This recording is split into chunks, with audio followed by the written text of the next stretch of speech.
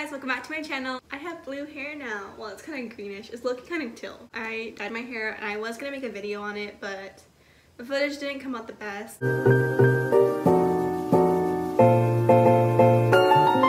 So for today's video, I'm going to be doing sorority Q&A or any tips that I have for being in a sorority. I get a lot of questions, especially since I joined my sorority the last year.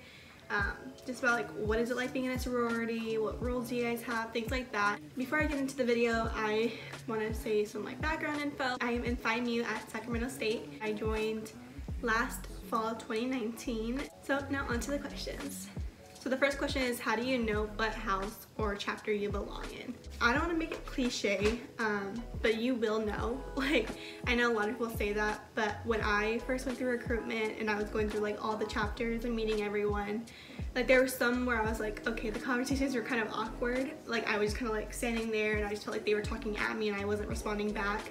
And there was my chapter that I actually felt really connected to, and we had like very casual and like fluent conversations. And I didn't know that it was gonna be the right chapter until prep day, because I mean I loved my chapter throughout the whole entire like recruitment week, but the last day is really what settled it on for me. Is during prep day they had this little like ceremony thingy, and I just felt at home there. Like I felt the love in that room and all the compassion that all the girls had in there, so I really felt like that was my home, and it ended up being my home.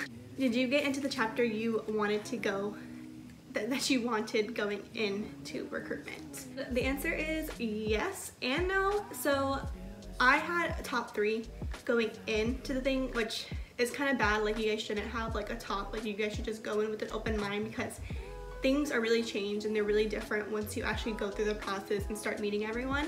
So I knew I wanted to be in Phi Mu from the beginning. That was like one of my top choices, and I ended up being in Phi Mu, so it just worked out for me. But not every story's like that. Not everyone's gonna get into their top 3 choices or their top choices at all. Like, but you will end up in the house or the chapter that you are supposed to end up in. You'd rather have a real connection to the girls than just someone who didn't really want you and you get into a chapter that you're not going to be comfortable in the rest of the years. Are there rules you have to follow?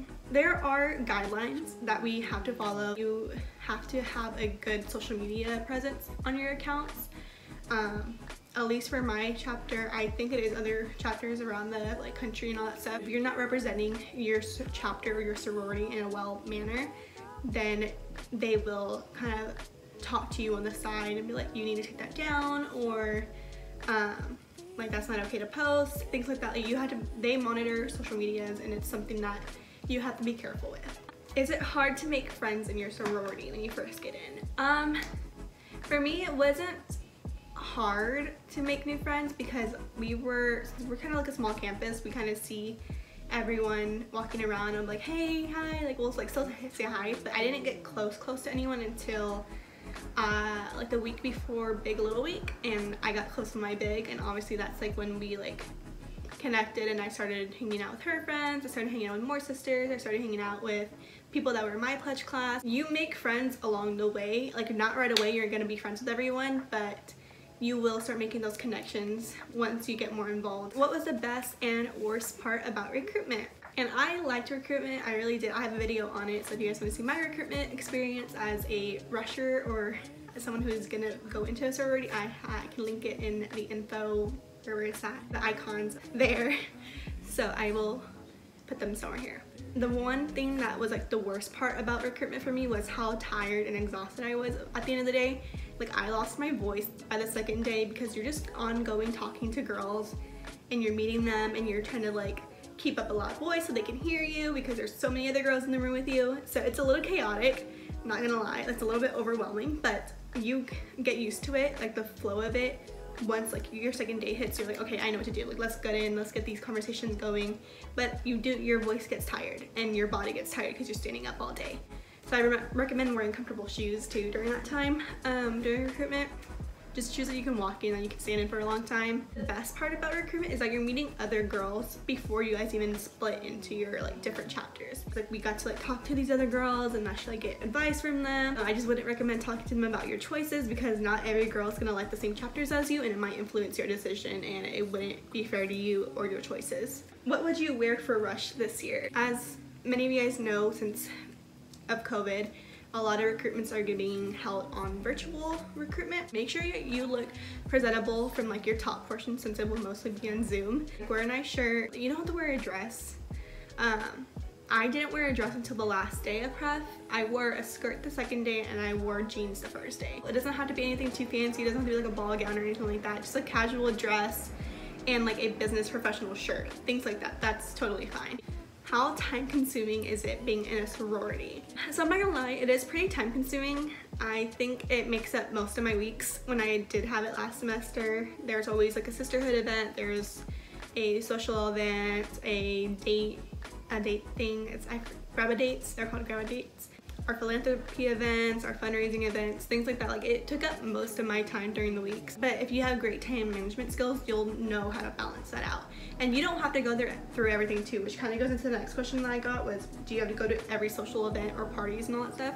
And you do not. Like, it is totally up to you. Like, there are certain events that are mandatory that you have to go through, like philanthropy events and all that stuff, but it is not mandatory to go to every single social event, or they are not mandatory. They're totally up to you, and if you don't have time for them, you don't have to go.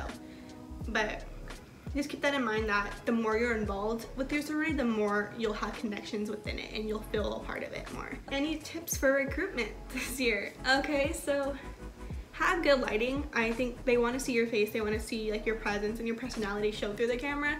So if you don't have a ring light, like I have a ring light right now, which is what I'm talking on, but if you guys don't have a ring light, just be in front of a window, be in natural lighting, make sure it's silent, and you're in a silent room so like no one can like really hear your guys' conversation, because you want to be as comfortable and yourself as possible.